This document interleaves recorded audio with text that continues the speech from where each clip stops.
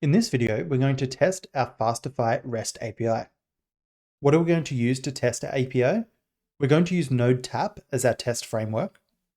We're going to use Fastify Inject to inject HTTP requests into our application. We're going to use Faker.js to generate test data.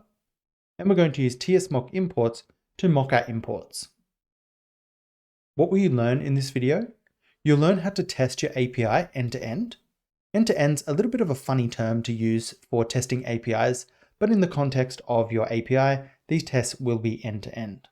You're going to learn how to inject HTTP requests to your Fastify application, and that is using fastify.inject. You're going to learn how to mock function calls, and you're going to learn how to test with a test database. So once you've finished watching this video, you can learn more from these links below. I'm going to link to this repository in the description below. Before we get started writing our tests, we need to do a little bit of refactoring on our application. If you want to skip the refactoring and go straight to the tests, you'll see some timestamps on the video and you can click straight to when we start writing our tests. In our app.ts file, we have our server and we're exporting our server, and our server is just a new instance of Fastify. And then we're decorating our server, we're registering some plugins, we're registering our Swagger docs, our schemas, and our routes. We need to move all of this logic out into a separate file so we can require it inside of our tests. So let's create a new file, and I'm going to call this file server.ts. I'm going to split my window here. I'm just going to collapse all of this code. So I'm going to copy all of this code down to main, and I'm going to paste it into server.ts. Then I'm going to get all of the imports, and I'm going to also paste those in. So we need to wrap this in a function called build server. So I'm going to say function build server. And I'm going to move the closing bracket for build server down below our health check endpoint. Now we can remove all of this from our app.ts file. And inside of our main file, we also have a lot of stuff in here that we need to move over into server.js. So I'm going to grab all of this, I'm going to cut it, and I'm going to bring it over into server.ts. And in our server.ts file, we don't need to export our server, but we do need to return it. So at the bottom of the file, I'm just going to return server. We're declaring some modules here to help us with our types. I'm going to also move these outside of the build server function. Next, I'm just going to export default build server. And you'll notice now in our app.ts, we have this server instance here, but it's undefined. So I can say const server equals build server, and VS Code is going to import this from /server. We can execute that function, and build server is going to return a Fastify instance. We can remove all of these imports that we're not going to use.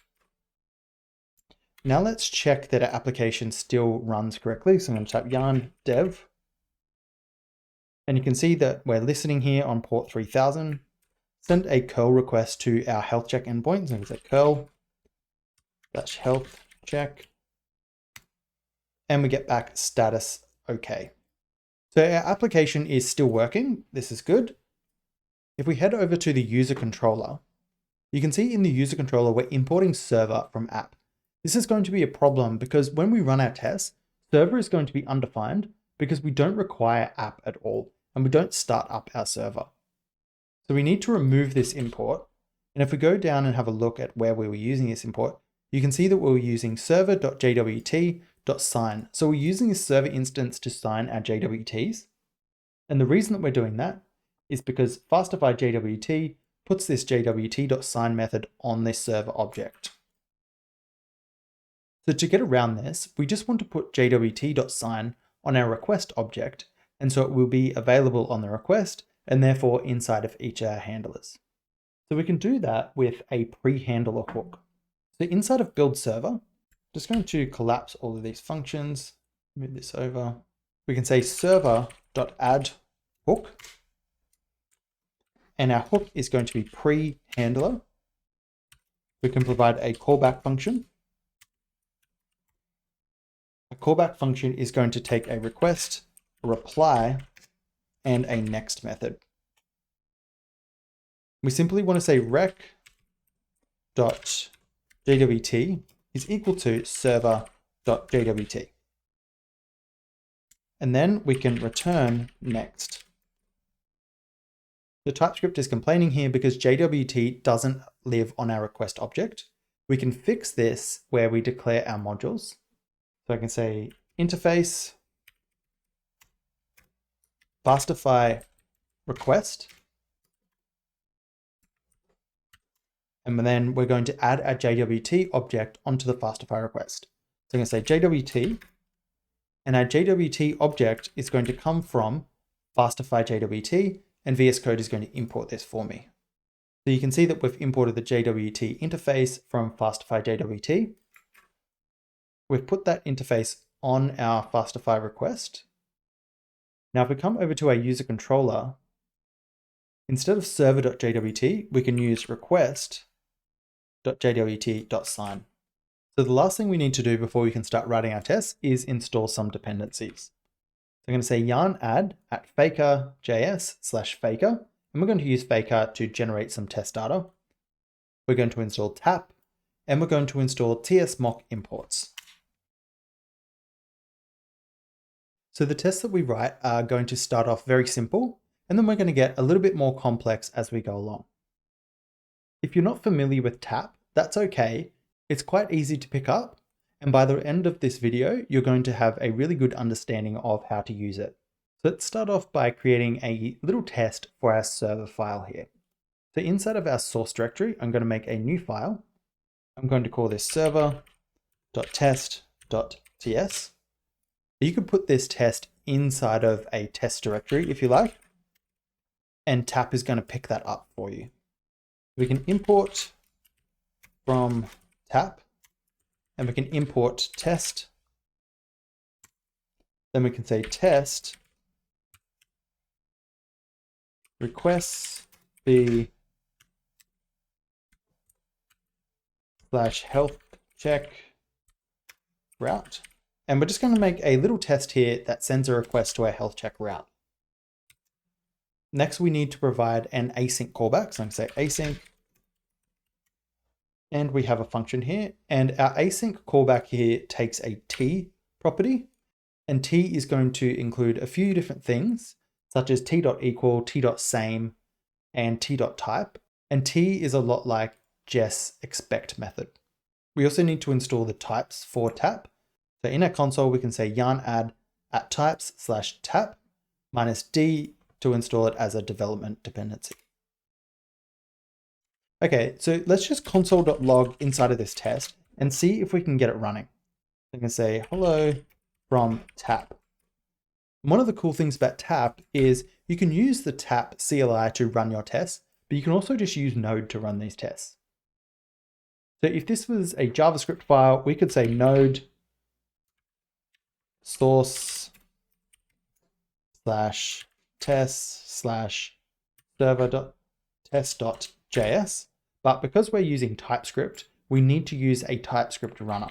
So I'm going to say npx tsnd for tsnodedev source/test/server.test.ts. And you can see that we get a console log hello from tap. So let's go inject something into our Fastify instance and see if our server is running correctly. I'm going to say const Fastify is equal to build server, and build server comes from server that we created just before. Tap comes with a really nice method called teardown. So we do t.teardown, and teardown is going to take a callback function. And inside of our callback function, we're just going to say fastify.close. So after our test is finished running, we're going to tear down, and during our teardown process, we're going to call fastify.close. And this means that all listeners are going to close correctly. Next, we can say const response is equal to await fastify.inject. The method that we want to use is going to be a GET request. And the URL is going to be /health_check. Next, we want to make some assertions on this response. So I'm going to say t.equal response.statuscode, and we expect our status code to be 200. Next, I want to say t.same, and t.same in Express would be something like expect.toEqual. And then you would put your item that you expect it to equal inside of toEqual. Whereas in t.same, we're just going to say response.json. And then the second argument is what we expect response.json to be the same as. And we expect this to be status, and then status is going to be okay. Let's run this again with tsnb. And you can see that our test is passing. We get OK1 should be equal and should be equivalent. So if we wanted to run this with tap, we can go into our package.json and we can create a test command. I'm going to say test. And usually we could just say tap, but because we're using TypeScript, we need to use tsNodeDev. So I'm going to say -- node args equals -- require equals ts node /register. And we're actually going to need to install tsnode. So let's do that. Yarn add tsnode -d. Now let's try run this test with our test command here in our package.json.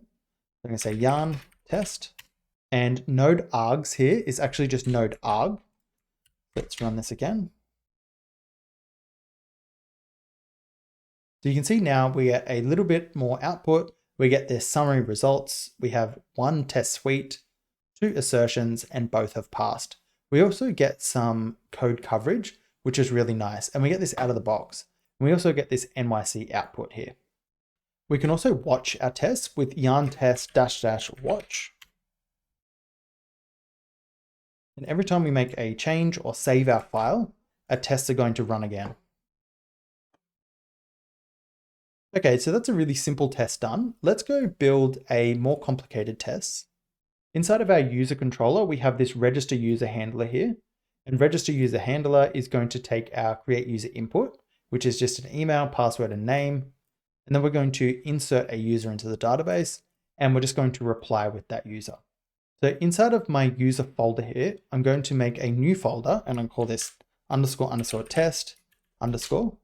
There's a few different ways that you can organize your tests. You could say all of your user controller tests go into a single file, and then all of your user routes tests go into a single file. But because we're using Fastify inject, we're going to be testing our application end to end. So we're going to be testing from the route into the controller, the services, and the schema all in a single test. So I'm going to create a new file for each handler I have in my controller. So I'm going to create a new file here, and I'm going to call this file register user.test.ts.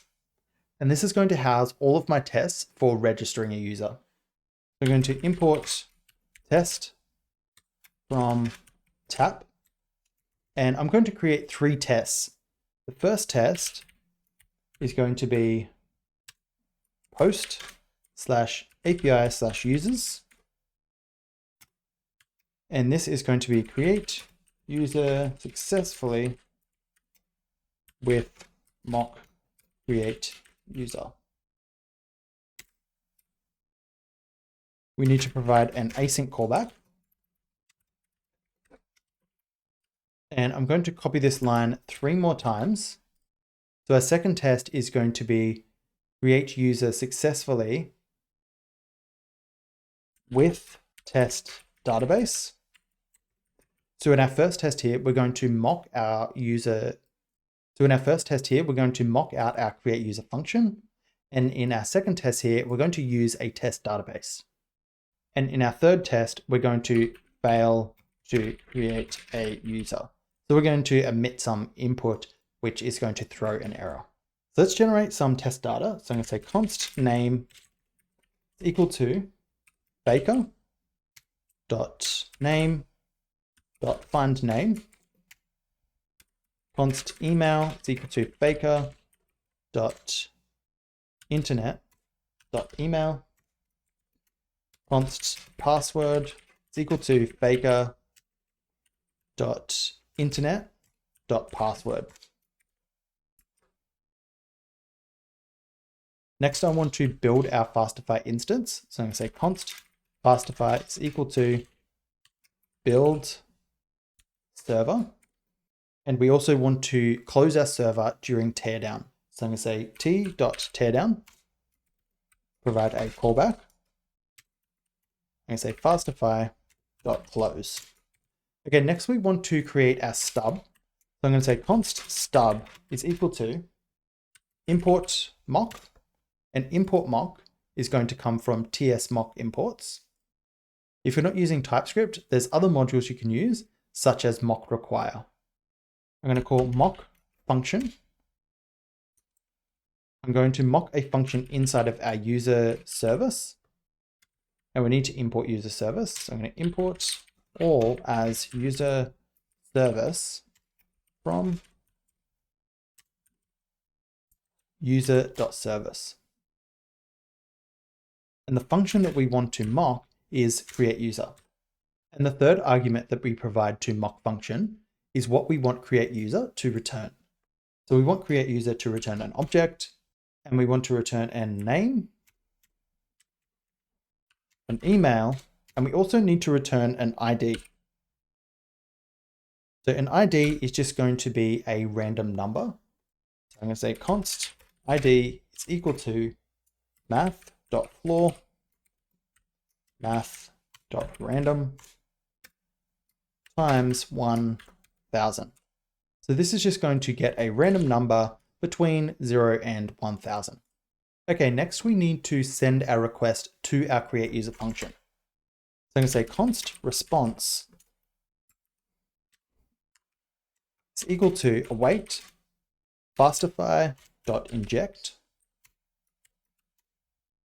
We're going to send a post request. So our method is post. The URL is /API/users. And then our payload is going to be our email, our password, and our name.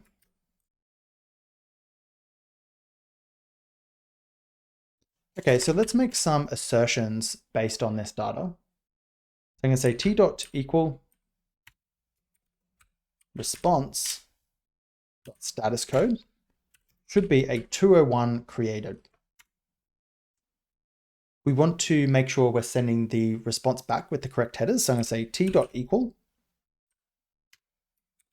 response.headers, and I'm going to pick out a header called content type. And our content type should be application/JSON. And our char set should be UTF-8. Our tests aren't running because we have a new test. So I'm going to stop our watch and I'm going to run it again. And we're going to watch this test as well. So you can see here we're watching register user. And so far we're getting one failure. And the reason for this is because we're missing a module called sign-on. And TS mock imports uses sign-on under the hood. So we need to yarn add sign-on -d. I think it must be missing it from its dependencies. Let's run this again. And you can see all of our tests are passing. Let's make a couple more assertions based on this data. So we want to assert that the response body contains our email, name, and ID. So I'm going to say const JSON is equal to response.json. And this is just going to turn the response body into JSON for us. Next, I'm going to say t.equal JSON.name should be name. T.equal JSON.email to email and t.equal JSON.id should be equal to our ID. So our test is passing here. The last thing we want to do here is during our teardown, we want to restore this stub. I'm just going to move this stub above our teardown function. And then inside of teardown, I'm just going to say stub.restore. And this is going to make sure that we don't pollute any other functions when our tests are running. Let's go through what we did to create this test. We created some fake data. We created a new instance of our Fastify server. We stubbed out our create user function on our user service. We told Tap what to do during teardown. We sent a request to API/users. And we made some assertions based on the response. So this is a really nice basic test, and we can make a few other tests just like this that are going to test our application under different scenarios. But one problem is that we're not actually testing what happens when our data hits the database. So if we want to test our actual database, we need to run our requests against an instance of the database. To make sure that we don't pollute our running database, we can create a test instance of Prisma. So inside of .env, you can see we have this database URL. We can create a new env, and I'm going to call this .env.test.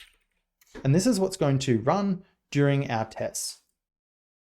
So I'm just going to copy everything from env into test, and I'm going to replace the name of the database with test database. Let's stop our tests here, and we come back to register user, and we can copy the body of our first test here, and we can paste that into our second test. But what we want to do is remove this stub, and we also want to remove stub.restore from the teardown. And then in our teardown, we need to delete all of our users from the database because this request is going to create a new user. We also don't need our ID here. So to delete all of our users, we need to change our teardown callback to an async function. And then we need to call await Prisma. And we import Prisma from our utils Prisma instance .user.delete many. And we just call this with an empty object. So after our test is finished running, we're just going to delete all of the users in our test database. So there's one other thing that we need to change. In t.equal, we're not going to know what our ID is because our database is just going to auto increment this for us. So instead of just removing this, we can say, well, we know the ID is going to be a number. So now we can use t.type, and we can say JSON.id is going to be of type number.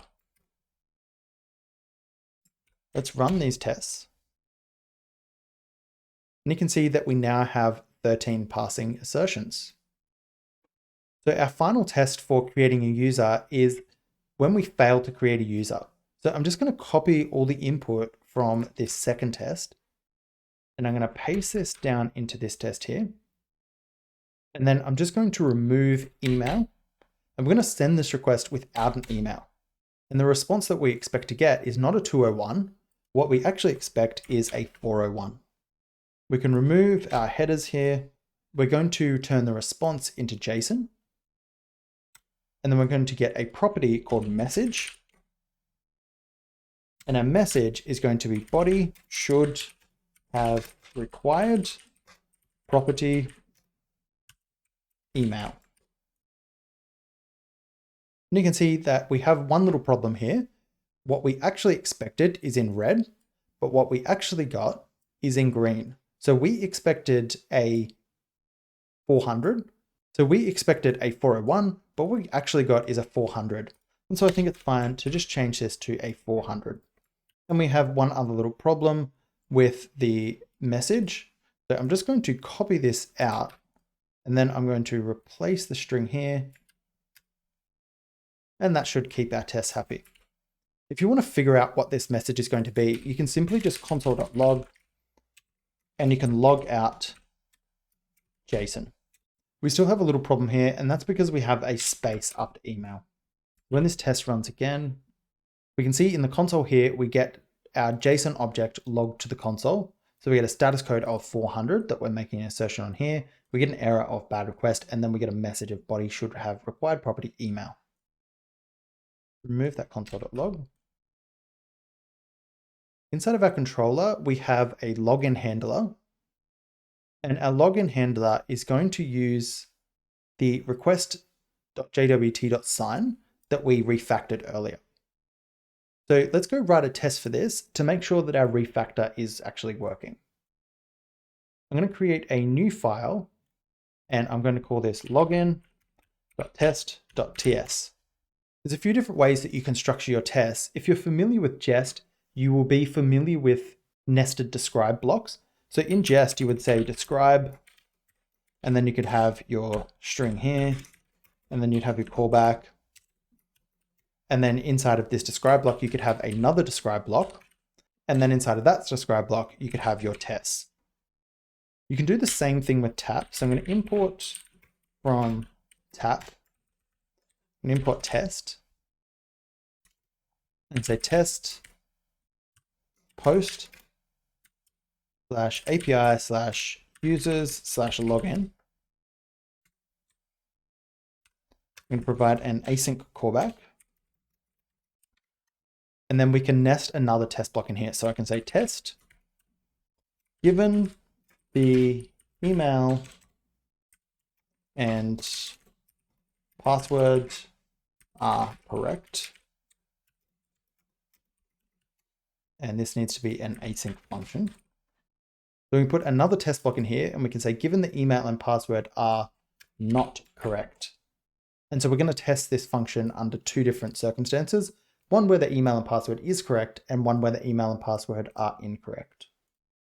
So I'm not going to mock out our login function or anything for this test. And so we need to register a new user whenever we run this test. So I'm going to say const name. So I'm going to come back over to our register user test. And I'm just going to copy out this faker data here. And then I'm going to import faker. You could write some functions that return fake data for you, and then you could just use those in the test. And if I was going to test this whole application, that is probably what I would do. Next, we want to say const Fastify equals build server. And of course, we want to do our t.teardown. I think it's good to do your teardown straight after you build your server, and get in the habit of doing that, because if you don't do your teardown, you're going to have hanging tests, and it's going to be really annoying for you to debug. This needs to be an async function. I'm going to say fastify.close, and we're also going to delete our users again. So I'm going to say await prisma.user.delete many. If you're worried about calling delete many, because maybe you've connected to the wrong database, and you might just delete all of your users by accident, that could be either annoying or it could be a catastrophe. You can always just delete the user by the email, and then you know you're only deleting the user that you created during this test. But you should be fairly confident with your setup that you're not going to make mistakes like that. You should be able to do whatever you like in tests, and that should be a sandboxed, safe environment. Next, we want to say const response equal to await fastify.inject. And the next thing we want to do is to register the user. So we can come back over to our register user test, and we can copy one of these inject methods here, and we can just paste that in, and that's going to register the user for us. We can remove response here. Let's copy this again. And instead of sending the request to /users, we're going to send it to /API/users/login. And I'm going to remove the name property. And I'm going to assign this to a variable called response. So what are we doing here? We're going to register a user, and then we're going to try log in as that user using the email and password that we created above. So this login request here should be successful. So we're going to expect a status code of 200. So I'm going to say t.equal response.status code should be a 200. And what we get back from this login request is an access token. So I want to verify that access token, and the verify method should run successfully, and we should get the user's payload back after we verify the user. So I'm going to say const verified equal to fastify.jwt.verify. And the reason that jwt.verify exists on our Fastify instance is because in our server, we're registering a plugin called Fastify JWT. You can see that we're registering this plugin here. And the JWT that I want to verify is going to exist on response.json. So now we can say t.equal verified.email is going to be our email. And TypeScript is complaining here because our verified JWT is just our verify payload type. You can see that verify here takes a generic. So we can put in a generic type here, and we can say user type, which is going to come from Fastify JWT. But we also have another property, and that is going to be IAT, which is going to be a number. So now verified is typed as our user with IAT. We can expect our verified.name to be name. And we can say t.type verified.id is going to be a number. And then the same with IAT. Stop our tests and run them all again. So we're getting one test fail here. Let's figure out why that test is failing. So it looks like our Prisma import here is not being imported correctly. Let's go try to fix that. And yeah, it's imported as a named parameter, but it doesn't export a named parameter. It just exports Prisma as default. We can save that, and our test should run again. And you can see that all of our tests are passing. So let's copy the contents of this test, and we can run this against a username and password that we know is wrong. So I'm going to create a user with our password, but then I'm going to try log in with a password that we know is wrong. And we can wait for this test to fail. And so we have this failing test here, and we have missing access token, and our status code is incorrect. So our status code should be 401, and we just want to get the message from the body.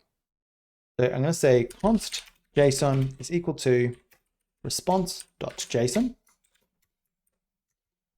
Then I'm going to say t.equal json.message. And then our message is going to be invalid email or password. Run this again. And you can see both of our tests are now passing. Let's stop this and run all of our tests. And all of our tests are running. So we have 3 test suites and 22 assertions, and all 22 have passed. So that is the basics of testing your Fastify application with Tap. If you have any questions, please let me know in the comment section below. Alternatively, you can join the Tom Does Tech Discord server. I'll leave the invite link in the description below. And this is a great server to ask any questions you have, and you can also help other users if you feel inclined. It's also a great community where we share little tricks to play on each other and all sorts of stuff like that. Thank you for watching, and I'll see you in the next video.